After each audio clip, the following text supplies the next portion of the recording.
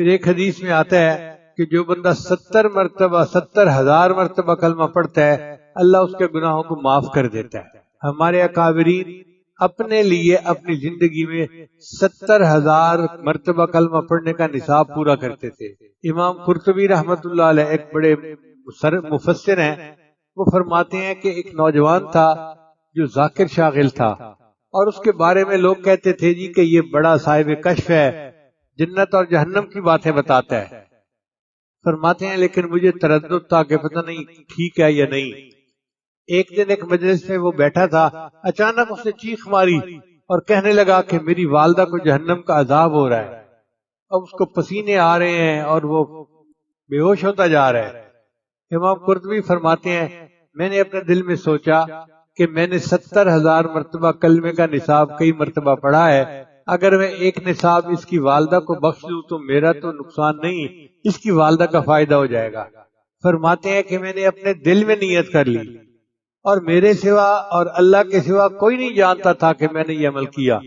جیسے ہی میں نے 70,000 والا نصاب اس کی والدہ کو بخشا، وہ ٹھیک ہو کے بیٹھ گیا اور کہنے لگا اللہ نے میری والدہ کے عذاب کو ختم کر دیا اور اس کو جنت عطا فرما دی۔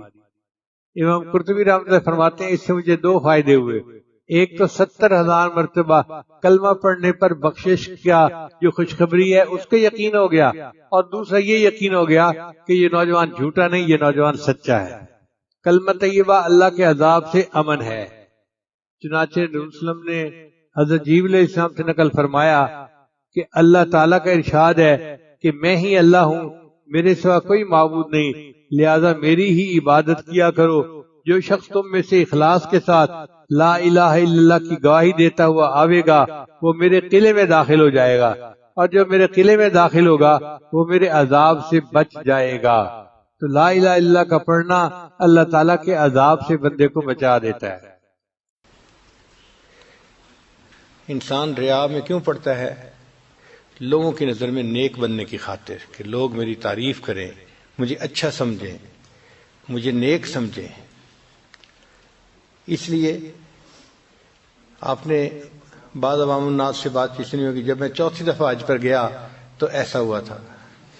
بھائی اگر آپ حج پر تشریف لے گئے تھے تو اتنا کہہ دیتے جی میں حج پر گیا تھا اور یہ ہوا تھا۔ یہ جو چوتھی دفعہ کا لفظ ہے یہ کس لیے لگا؟ تو طبیعت چاہتی ہے کہ میرا پتہ چلے لوگوں کو کہ میں کون ہوں، عارفونی، تم پہچانو کہ میں کون ہوں۔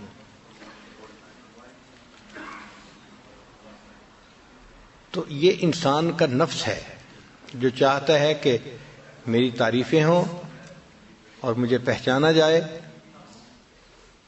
اور میری تعریف کی جائے، اس لیے تعریف اچھی لگتی ہے، اور اگر ڈانٹ ڈپٹ کر دی جائے تو برا لگتا ہے۔ ہمارے ایک قریبی خادم ہیں، ایک دن میں نے انہیں کہہ دیا کہ آج کل آپ کے آثار لگ رہے ہیں کہ آپ کو ڈانٹ پڑنے والی ہے، بس اتنا کہنا تھا، جیسے چراغ بجھ جاتا ہے نا جی، ان کا چہرہ بجھ گیا، اور کئی دن اس کے اوپر اثرات رہے۔ یعنی ڈانٹ پڑنی تو دور کی بات تھی، ابھی تو صرف ان کو میں نے بتایا کہ بھئی آپ کے جو آثار ہیں نا وہ لگ رہے ہیں کہ آپ کو ڈانٹ پڑنے والی ہے، بس اتنا ہی۔ اصل میں ہم اس کے عادی ہی نہیں ہیں، ہم اچھا کمانے والے، اچھی تجارت کرنے والے لوگ ہیں، معاشرے میں عزت ہے، گھر میں عزت ہے، ہر کوئی تعریفیں کرتا ہے۔ اب جب ہمارے بارے میں کوئی ڈانٹ ٹپٹ کی بات آئے تو اس کو ہضم کرنا بڑا مشکل کام ہوتا ہے، اور یہ انسان کا نفس اس کے بغیر سیدھا نہیں ہوتا۔ ہمارے حضرت مرشد عالم رحمۃ اللہ علیہ فرمایا کرتے تھے کہ شیخ جس بندے کو ڈانٹ ڈپٹ کرے وہ اللہ کا شکر ادا کرے کہ اللہ کا شکر ہے میں شیخ کی نظر میں ہوں۔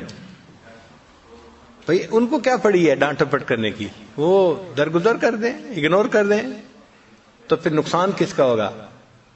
سالک کا ہوگا۔ نبی علیہ السلام کی تربیت اللہ تعالیٰ نے فرمائی اور صحابہ کی تربیت نبی علیہ السلام نے فرمائی۔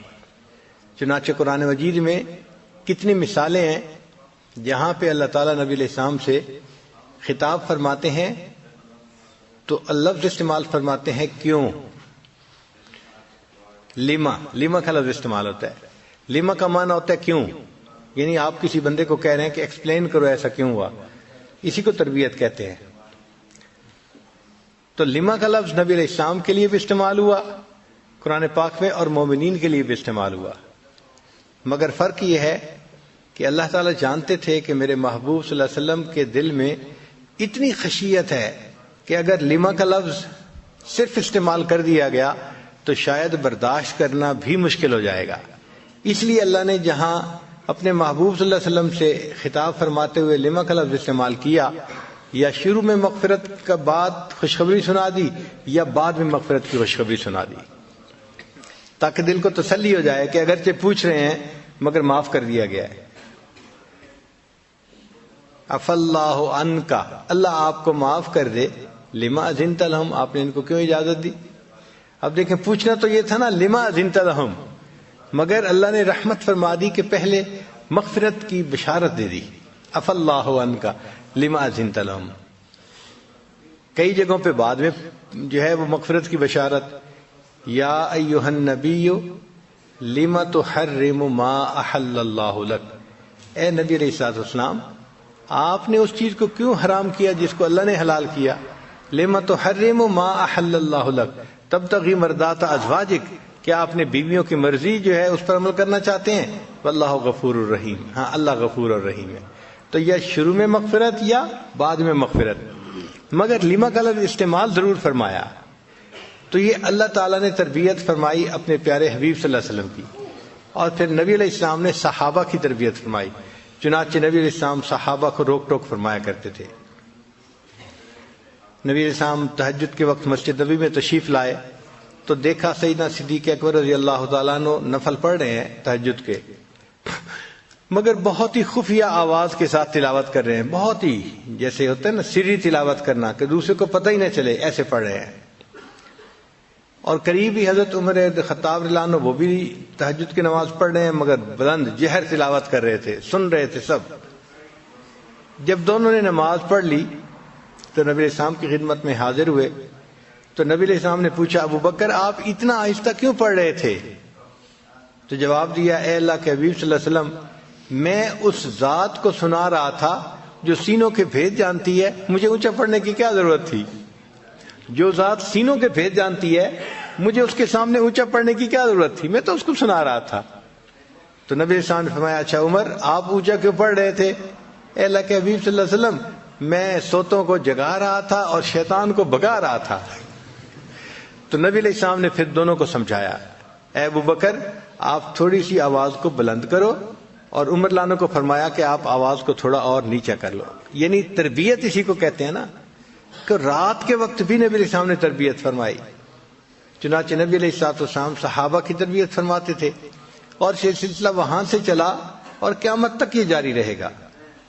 اب ذکر و سلوک تو سیکھنا چاہتے ہیں، مگر یہ چاہتے ہیں کہ ہمیں ڈانٹ ٹپٹ کوئی نہ کرے، ہمیں کہے کوئی نہ، روک ٹوک کوئی نہ کرے۔ روک ٹوک کر دو تو بس پھر بھاگتے ہیں۔ وہ جیسے ایک بندے کو شوق ہوا کہ میں اپنے جسم پہ شیر بنواؤں، یہ انگریزوں میں جو جسم کے اوپر سیاہی سے نشان بنا دیتے ہیں گو جائز نہیں ہے، مگر ان کے کلچر میں ایک چیز ہے۔ تو ایک صاحب جو تھے وہ گئے کہ جی میں نے تو شیر کا نشان بنوانا ہے اپنے جسم کے اوپر، تو اس کے لیے ایک نیڈل ہوتی ہے، وہ سکن کے اوپر لگاتے ہیں اور سیاہی سکن کے اندر جاتی ہے، مگر وہ تکلیف دہ ہوتا ہے عمل۔ چنانچہ اس نے لگائی، اس کو تکلیف ہوئی تو یہ پوچھتے کیا بنا رہے ہو؟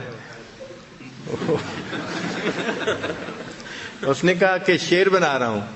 کہتے شیر کا کون سا حصہ بنا رہے ہو؟ اس نے کہا دم بنا رہا ہوں۔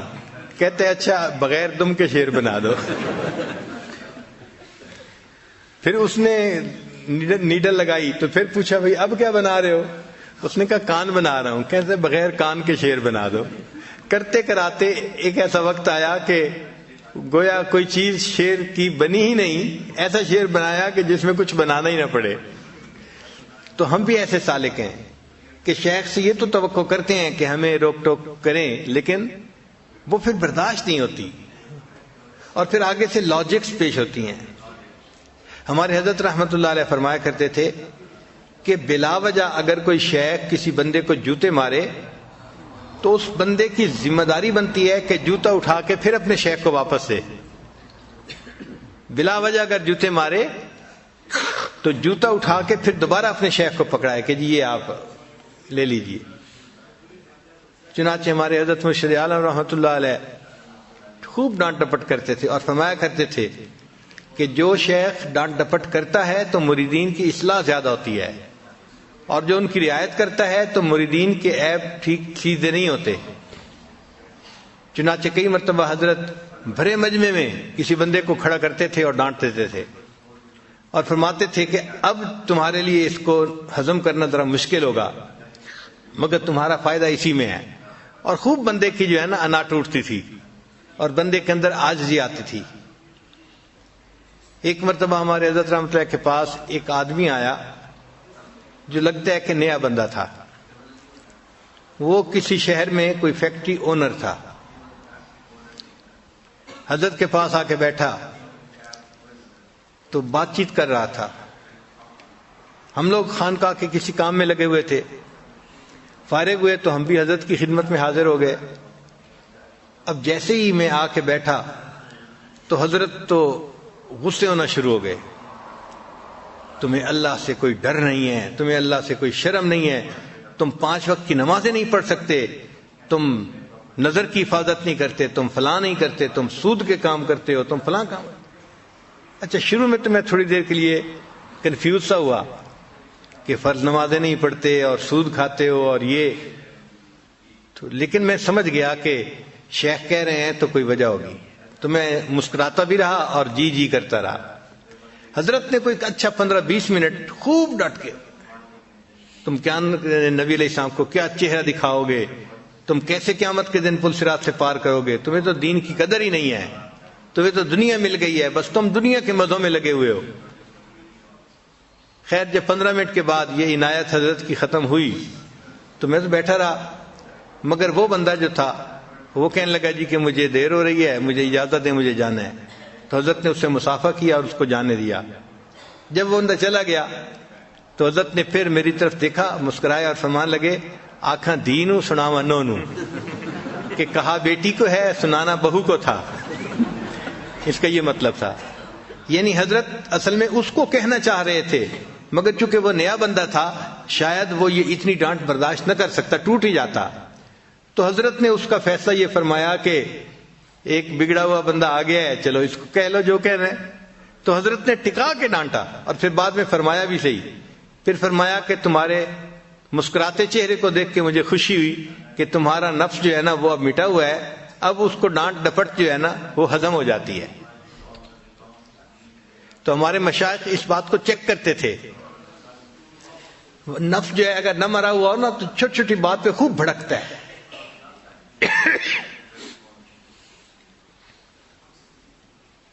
حضرت حاجی امداد اللہ مہاجر مکی رحمۃ اللہ علیہ ایک مرتبہ کسی صاحب کے ہاں دعوت پر تشریف لے گئے. حضرت مولانا رشید احمد گنگوہی رحمۃ اللہ علیہ علم پڑھ کر فارغ ہوئے تھے اور حضرت کے پاس کچھ وقت کے لیے ٹھہرے ہوئے تھے. ابتدا کی بات ہے. تو حضرت نے انہیں بھی ساتھ لے لیا. ایک اور بزرگ بھی تھے، شاید حضرت مولانا فضل الرحمان گنج مراد آبادی رحمۃ اللہ علیہ تھے. یہ حضرات جب میزبان کے گھر پہنچے تو اس اللہ کے بندے نے دسترخوان پہ خوب کھانے بنائے ہوئے تھے. چنانچہ کئی قسم کے کھانے. عام دستور تو یہی ہے کہ اندھا ایک کھانا بنا دے تو ایک قسم کا کھانا کافی ہوتا ہے، مگر اکرام ہوتا ہے. حضرت حاجی صاحب تشریف لائے تو حضرت تھانوی رحمۃ اللہ علیہ نے معلوم نہیں کتنی پلیٹیں ان کے سامنے رکھی، شاید 40 سے زیادہ پلیٹوں میں کھانا رکھا ان کے سامنے. ایسا کیوں کیا؟ بھئی یہ اسراف نہیں، بلکہ نہیں معلوم کہ جو آنے والا مہمان ہے اس کی طبیعت کو کیا چیز مناسب ہو، لہذا کئی سارے کھانے بنوا دیے اور سامنے رکھ دیے. جو ان کو پسند آئے گا وہ کھانا کھا لیں گے، جو بچ جائے گا تو میزبان کی عید ہو جائے گی. تو اس نیت سے متعدد کھانے بنا دیے جاتے ہیں اور یہ شرعاً جائز ہیں. ہم ایک دفعہ حضرت مولانا کلیم اللہ شاہ صاحب رحمۃ اللہ علیہ تھے، مسکین پر شریف کے. تو ان کے ساتھ گئے کسی جگہ. اس بندے نے بڑی دعوت کے لیے حضرت کو مجبور کیا تو چلے گئے. اللہ کی شان کے اس بندے نے ساگ بنایا ہوا تھا. اب ساگ اس نے بنایا ہوا تھا اور ڈاکٹر کہتے ہیں کہ ساگ کے اندر یورک ایسڈ ہوتا ہے تو جوڑوں کی درد کے لیے ٹھیک نہیں ہے. اور حضرت کو جوڑوں کا درد ان دنوں خوب زیادہ تھا. چنانچہ انہوں نے کھانا کھایا ہی نہیں اور اسی طرح خالی پیٹ ہی دسترخوان سے اٹھ گئے. پھر بعد میں نے پوچھا کہ حضرت آج تو آپ نے کچھ بھی نہیں کھایا. تو فرمایا کہ دیکھو بھائی میزبان کی اتنی حیثیت تھی, اس نے ساگ بنایا تھا, میں کھا لیتا مگر مجھے ڈاکٹروں نے منع کیا ہوا ہے تو میں کیا کرتا. تو ایسا پاسبل ہے کہ آپ کوئی کھانا بنائیں اور وہ ان کی طبیعت کو موافق نہ ہو, تو اس لیے پھر کئی سارے کھانے بنا دیتے ہیں کہ جو موافق ہوگا وہ کھا لیں گے. ہمیں ایک مرتبہ اس بات پر عمل کرنے کا بڑا فائدہ ہوا. گرمی کا موسم تھا اور اچانک حضرت بغیر اطلاع کے تشریف لے آئے اس عاجز کے ہاں. ہماری تو عید ہو گئی کہ حضرت تشریف لے آئے.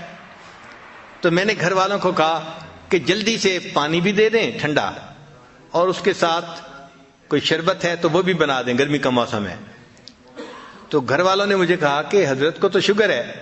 میں نے کہا شوگر ہو صحیح لیکن آپ بنا دیں, میں حضرت کے سامنے جا کے رکھ دوں گا. اللہ کی شان, انہوں نے پانی بھی ٹھنڈا برف والا دے دیا اور بادام کا شربت بھی بنا دیا اور ساتھ کوئی ملک شیک بھی بنا دیا. میں کئی سارے مشروب لے کے حضرت کی خدمت میں حاضر ہوا اور نیت میری یہی تھی کہ حضرت کو جو موافق ہوگا پسند ہوگا لے لیں گے. ہم ایکسپیکٹ نہیں کر سکتے تھے. جیسے ہی حضرت نے مشروبات دیکھے, حضرت نے بادام کا شربت کا گلاس لیا اور اس کے پیا اور مجھے کہنے لگے کہ ایک گلاس اور لے آؤ. میں ایک گلاس اور لے آیا. پھر بعد میں فرمانے لگے کہ جب میں تمہارے گھر کے قریب پہنچ رہا تھا تو میری شوگر بہت لو ہو رہی تھی اور میرا دل چاہتا تھا کہ مجھے کوئی میٹھی چیز کھلائے, لیکن میں کسی کو کچھ کہہ نہیں سکتا تھا. تو اللہ نے تمہارے دل میں بات ڈالی کہ تم میرے لیے میٹھی چیز لے کے آئے, ورنہ عام طور پہ میٹھی چیز لوگ پیش نہیں کرتے. تو حضرت نے 2 گلاس جو ہے بادام کا شربت پیا, تب شوگر صحیح ہوئی اور حضرت کو جو بہت پسینے آ رہے تھے نا وہ تب ختم ہوئے. تو کئی مرتبہ ایسا ہوتا ہے کہ مہمان کو کیا چیز موافق ہے, پسند ہے, مہمان کو پتہ, میزبان کو پتہ نہیں ہوتا. تو اس نیت سے پھر زیادہ کھانے بنا دیے جاتے ہیں. خیر, اس میں میزبان نے بھی ایسے ہی کیا تھا کہ حضرت حاجی امداد اللہ مہاجر مکی رحمۃ اللہ علیہ کے لیے خوب دسترخوان پہ بہت سارے کھانے بنا دیے تھے. گوشت بھی بنا دیا, پلاؤ بھی بنا دیا, دال بھی بنا دی, سبزی بھی بنا دی, کئی ساری چیزیں بنا دی. جب وہاں جا کر بیٹھے تو حضرت حاجی صاحب نے ایک خالی پلیٹ اٹھائی اور اس کے اندر تھوڑی سی دال ڈالی اور 2 چپاتیاں اٹھا کے حضرت گنگوہی کو دیں اور فرمایا کہ آپ دسترخوان کے کونے پہ بیٹھ کے کھا لیجئے. اب حضرت گنگوہی رحمۃ اللہ علیہ دسترخوان کے کونے پر بیٹھ کے دال روٹی کھا رہے ہیں. کوئی ہمارے جیسا بندہ ہوتا تو ہم دل میں سوچتے ہمارے حضرت کو تو مساوات آتی ہی نہیں ہے. لیکن ہمیں کیا پتا تھا کہ یہ امتحان ہے اور اس میں فعل الحکیم لا یخلو عن الحکمہ, حکیم دانا کا کام دانائی سے خالی نہیں ہوتا. چنانچہ حضرت گنگوہی رحمۃ اللہ علیہ وہ دال کھاتے رہے اور ادھر یہ دونوں حضرات جو تھے ماشاءاللہ جو طبیعت کو پسند آیا مرغا جرگا. جب کھانا کھا لیا تو کھانے کے بعد حضرت حاجی صاحب نے حضرت گنگوہی رحمۃ اللہ کو دیکھا اور فرمایا کہ دل تو میرا چاہتا تھا کہ آپ کو وہاں جوتوں میں بٹھاتا, مگر پھر میں نے کہا کہ نہیں, دسترخوان کے کونے پہ بیٹھ کے کھا لیں. اور یہ کہنے کے بعد حضرت حاجی صاحب نے ان کے چہرے کو دیکھا کہ چہرے پہ اثرات ناگواری کے ہیں یا نہیں, کیونکہ اگر نفس زندہ ہوگا نا تو وہ تو پھر گھبرائے گا نا کہ ایسی بات کیوں کی کہ تجھے جوتوں میں بٹھاتا. تو حضرت حاجی صاحب نے دیکھا تو حضرت گنگوہی رحمۃ اللہ کے چہرے پہ تو مسکراہٹ تھی اور انہوں نے آگے سے جواب دیا, حضرت میں تو جوتوں میں بھی بیٹھنے کے قابل نہیں تھا, یہ تو آپ نے احسان فرما لیا, مجھے دسترخوان کے کونے پہ بٹھا دیا. تو حضرت حاجی صاحب نے جب یہ جواب سنا تو فرمایا الحمدللہ, مقصد یہ تھا کہ نفس مر گیا ہے اور اس ناگوار فکرے کو سن کے بھی نفس بھڑکا نہیں ہے. تو یہ جو ہے نا نفس کا بھڑکنا, یہ بڑی مشکل سے انسان کو نصیب ہوتا ہے, ورنہ تو چھوٹی چھوٹی باتوں پہ نفس بھڑکتا ہے, غصے میں آتا. اور اس کے لیے یہ ڈانٹ ڈپٹ ضروری ہوتی ہے. اور اس سے جب انسان کا نفس مرتا ہے تو پھر اس کے اندر ریاکاری نکل جاتی ہے، شو آف. وہ پھر کسی کے لیے کچھ عمل نہیں کرتا، صرف اللہ کی رضا کے لیے عمل کر رہا ہوتا ہے. جس بندے نے کوئی عمل ریا کے بغیر کیا، دکھاوے کے بغیر کیا، وہ عمل اس کے لیے جنت میں جانے کا سبب بنے گا. ہم نے دیکھا ہے کہ ڈائمنڈ جو ہوتے ہیں نا، ان کی قیمتیں ویری کرتی ہیں. کچھ ڈائمنڈ جن کے اندر فالٹ ہوتا ہے، کوئی نشان ہوتا ہے کسی قسم کا، تو ان کی قیمتیں بہت تھوڑی ہوتی ہیں. اور ایک ڈائمنڈ کو کہتے ہیں فلالیس ڈائمنڈ، اس میں کوئی فلا نہیں ہوتا، وہ بالکل شفاف چیز ہوتی ہے، اس کی قیمت بہت زیادہ ہوتی ہے. تو ڈائمنڈ کے کاروبار والے لوگ کہتے ہیں کہ فلالیس ڈائمنڈ کی قیمت کوئی متعین نہیں کر سکتا، کچھ بھی ہو سکتی ہے. چنانچہ وہی ڈائمنڈ آپ کو $5,000 کا بھی مل جائے گا، اور اگر وہ فلالیس ہے تو وہی $50,000 کا بھی مل جائے گا. ایک مرتبہ میں نے کسی جیولر کے سامنے یہ بات کر دی، وہ کہنے لگا حضرت آپ 50,000 کی باتیں کرتے ہیں، وہی ڈائمنڈ $5,00,000 کا بھی نہیں ملتا اگر فلالیس ہو، اتنی قیمت بڑھ جاتی ہے. تو بھائی دنیا میں اگر ایک فلالیس ڈائمنڈ ہے اور اس کی قیمت 5,000 سے $5,00,000 چلی جاتی ہے، تو اللہ تعالیٰ کے ہاں بھی یہی دستور ہے کہ جو عمل فلالیس ہوتا ہے، اس میں کوئی دکھاوا نہیں ہوتا، تو اللہ کے ہاں بھی اس کی قیمت بہت زیادہ ہو جاتی ہے، اللہ تعالیٰ بھی اس کا بہت زیادہ اجر عطا فرما دیتے ہیں. تو ہمیں چاہیے کہ ہم جو عمل بھی کریں اللہ کی رضا کے لیے کریں، مخلوق کے دکھاوے کے لیے نہ کریں. اچھا، مخلوق کے دکھاوے سے ملتا کیا ہے؟ کسی نے کہہ دیا جی آپ بڑے نیک ہیں، آپ بڑے اچھے ہیں، آپ بہت اعلیٰ ہیں. اس 2-4 لفظ کو سن کر انسان کا اگر عمل ضائع ہو جائے تو اس نے کیا پایا؟ ہم نے ایک مرتبہ اس کا تجربہ ہوا. ہمارا ایک انجینئر تھا اور اس کو گھر میں کوئی ضرورت پیش آ گئی، تو وہ بیچارہ کافی پریشان حال تھا اور اپنے چیف انجینئر کے پاس آیا اور کہہ رہا تھا کہ سر آپ نا مجھے ایڈوانس تنخواہ دے دیں، میں اپنے گھر کے خرچے پورے کر لوں، میں بہت پریشان ہوں. اچھا، ابھی وہ یہ ایڈوانس تنخواہ کی بات کر ہی رہا تھا کہ اتنے میں اکاؤنٹس برانچ کا بندہ آ گیا جو کیشیئر ہوتا ہے. کیشیئر نے اس کو کہا یار میں نے تمہارا ایک ووچر دیکھا ہے پڑا ہوا تھا. اب ووچر جو بنتا ہے اکاؤنٹس برانچ میں، اس کا مطلب یہ ہے کہ اس ووچر پہ جو پیسے بنتے ہیں اس بندے کو وہ ادا کر دیے جاتے ہیں، کوئی ٹی اے ڈی اے تھا یا کوئی اور چیز تھی. چنانچہ اس نوجوان نے جب سنا نا کہ میرا ووچر پڑا ہوا ہے تو وہ بڑا خوش ہو گیا کہ اچھا مجھے کچھ پیسے مل جائیں گے. چنانچہ اسی وقت چھٹی لے کے وہ گیا اور 4-5 منٹ کے بعد واپس آیا تو چہرہ بجھا ہوا تھا. تو میں نے اس سے پوچھا کیا ہوا؟ کہنے لگا حضرت وہ ایک پرانا ووچر اس کے پاس پڑا ہوا تھا، جب میں نے جا کے دیکھا تو اس کے اوپر پیڈ کی سٹیمپ لگی ہوئی تھی، یعنی یہ پہلے پے ہو چکا ہے، پرانا تھا، تو اب تو نہیں مل سکتا تھا کچھ. تو اس دن مجھے احساس ہوا کہ واقعی جس ووچر کے اوپر پیڈ کی سٹیمپ لگ جائے پھر بندے کو کچھ نہیں ملتا. بالکل اسی طرح ہے، انسان بڑے سے بڑا نیک عمل کرتا ہے اور کسی نے کہہ دیا آپ نے بڑا اچھا کیا، آپ تو بڑے نیک ہیں، آپ تو بڑے اعلی ہیں. یہ جو بڑا اچھا، بڑا اعلیٰ، بڑا یہ سارا یہ سب سٹیمپس ہیں. تو اگر کسی بندے نے وہ سٹیمپ لگا دی تو اللہ تعالیٰ قیامت کے دن کہیں گے میرے بندے یہ تو پیڈ آف ووچر ہے، میرے پاس تمہارے لیے کچھ نہیں ہے، جاؤ. تو اس دن احساس ہوگا کہ اتنی مشقتیں اٹھا کے ہم نے یہ کام کیا اور ہمیں اس کے اوپر کچھ بھی اجر نہ ملا. اللہ تعالیٰ اس معاملے میں بڑے غیور ہیں، فرماتے ہیں کہ اگر تھوڑی سی بھی عمل میں ملاوٹ ہوگی تو میں بالکل برداشت نہیں کرتا، میں اس عمل کو جس کے لیے کر رہا ہوں اس کے منہ پہ مار دیتا ہوں، مجھے نہیں چاہیے، لے جاؤ اس کے پاس. تو اس پہ بڑی محنت کرنی پڑتی ہے. ہمارے اسلاف اس پر بہت محنت کرتے تھے کہ جو عمل کیا جائے وہ اللہ کی رضا کے لیے کیا جائے.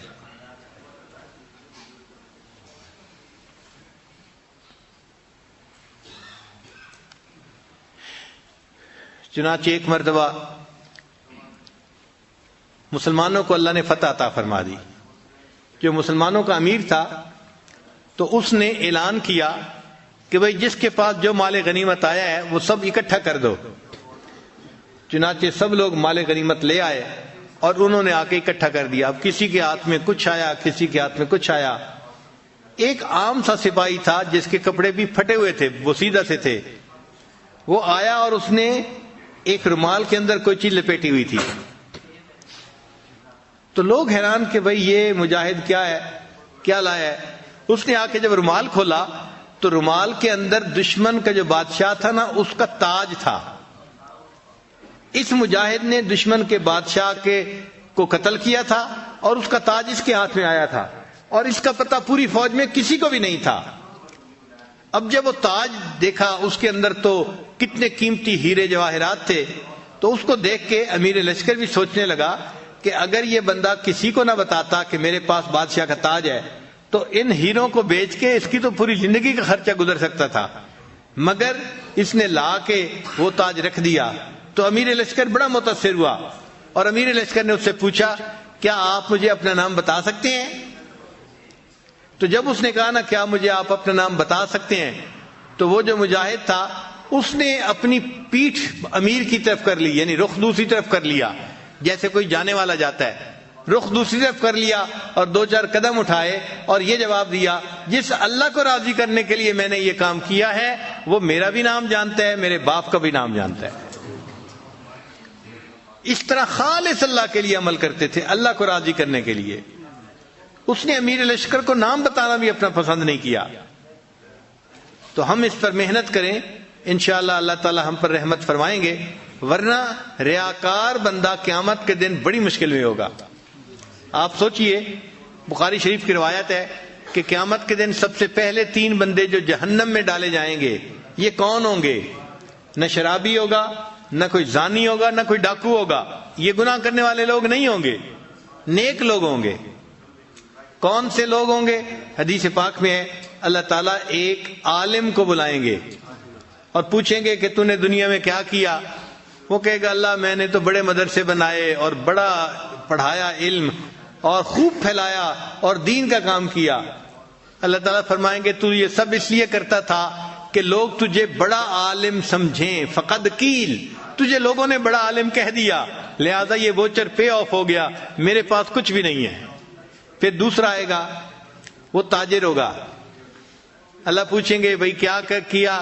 یا اللہ میں نے تو اتنے مدارس بنائے اور اتنا یہ کیا اور اتنا وہ کیا. سخی بندہ ہوگا. اللہ فرمائیں گے تو اس لیے کرتا تھا کہ تجھے بڑا سخی کہا جائے. فقط قیل, تجھے بھی کہہ دیا گیا میرے پاس کچھ نہیں ہے اس کا اجر. پھر تیسرا بندہ مجاہد ہوگا. میرے بندے کیا کیا؟ اے اللہ میں نے تو اپنی جان قربان کر دی تھی آپ کے دین کے لیے. اللہ فرمائیں گے تو اس لیے جو ہے وہ لڑا کہ لوگ تجھے بڑا بہادر کہیں, اور لوگوں نے تجھے بہادر کہہ دیا, اس لیے میرے پاس اب تمہارے لیے کچھ نہیں ہے. حدیث پاک میں ہے پھر اللہ تعالیٰ فرشتوں کو فرمائیں گے ان تینوں بندوں کو لے کر جاؤ اور ان کو اونڈے منہ جہنم کے اندر جا کر ڈال دو. تو پہلا بندہ جو جہنم کے اندر جا رہا ہے وہ کوئی زانی شرابی نہیں ہے, وہ ریاکار عالم ہے, ریاکار سخی ہے, ریاکار مجاہد ہے, یعنی نیک کام کرنے والے لوگ ہیں. تو یہ تو بڑی ڈرنے والی بات ہے نا کہ زندگی نیکی میں گزری اور جہنم میں جانے میں سب سے پہلے. اس سے ہمیں بہت ڈرنا چاہیے اور اپنے اعمال پر نظر رکھنی چاہیے اور نیت کو بار بار ایڈجسٹ کرتے رہنا چاہیے کہ ہم کس کے لیے کر رہے ہیں. ہمیں جو کام کرنا ہے اللہ کے لیے یہ کام کرنا ہے, ہر کام اللہ کے لیے کرنا ہے. اللہ تعالیٰ ہمیں اخلاص والی نعمت عطا فرما دے. خالص چیز کی دنیا میں بھی قیمت زیادہ ہوتی ہے. آپ مارکیٹ میں جائیں نا, کسی کو کہیں جی مجھے خالص چیز چاہیے, وہ قیمت زیادہ مانگے گا. تو بھئی خالص چیز کی دنیا میں بھی قیمت زیادہ ہے اور خالص عمل کی اللہ کے ہاں بھی قیمت زیادہ ہے. اللہ تعالیٰ بھی اس پر خوب انسان کو اجر عطا فرماتے ہیں. اللہ تعالیٰ ہمیں اخلاص والی زندگی گزارنے کی توفیق عطا فرمائے. وآخر دعوانا ان الحمد للہ رب العالمین. تھوڑی دیر کے لیے مراقبہ کر لیجیے.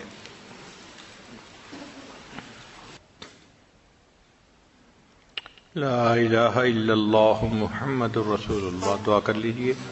سبحان ربی العلی الوہاب. اللہم صلی علی سیدنا محمد وعلی آل سیدنا محمد وبارک وسلم. اے رب کریم, ہم آپ کے عاجز مسکین بندے ہیں, ہمارے گناہوں کو معاف فرما, خطاؤں سے درگزر فرما, عیبوں کی پردہ پوشی فرما. اے اللہ جو گناہ دن میں کیے معاف فرما, جو راتوں میں کیے معاف فرما، جو محفل میں کیے معاف فرما، جو تنہائیوں میں کیے معاف فرما۔ اے اللہ جو گناہ ارادے سے کیے وہ بھی معاف فرما، جو بن ارادے کے ہوئے وہ بھی معاف فرما۔ اے اللہ جو گناہ یاد ہیں وہ بھی معاف فرما، جو کر کے بھول گئے وہ گناہ بھی معاف فرما۔ اے اللہ معصیت کی ذلت سے محفوظ فرما اور ہمیں طاعات کی عزت نصیب فرما۔ اے اللہ ہم جو نیک کام کرتے ہیں وہ بھی کسی اچھی کوالٹی کا نہیں، اے اللہ ہم پر رحمت کی نظر فرما دیجئے۔ اے اللہ ہمارے ٹوٹے پھوٹے عملوں کو قبول کر لیجئے۔ رب کریم ہم پر رحمت کی نظر فرما، ہمارے ان اعمال کو شرف قبولیت عطا فرما۔ اے رب کریم ہمیں اخلاص والی زندگی نصیب فرما، اے اللہ اخلاص والی زندگی گزارنے کی توفیق عطا فرما۔ اے رب کریم ہماری اصلاح فرما، ہمیں نفس اور شیطان کے مکر و فریب سے محفوظ فرما۔ ربنا تقبل منا انک انت السمیع العلیم تب علینا انک انت التواب الرحیم۔ صلی اللہ تعالی علی حبیبہ سیدنا محمد وآلہ واصحابہ اجمعین برحمتک یا ارحم الراحمین۔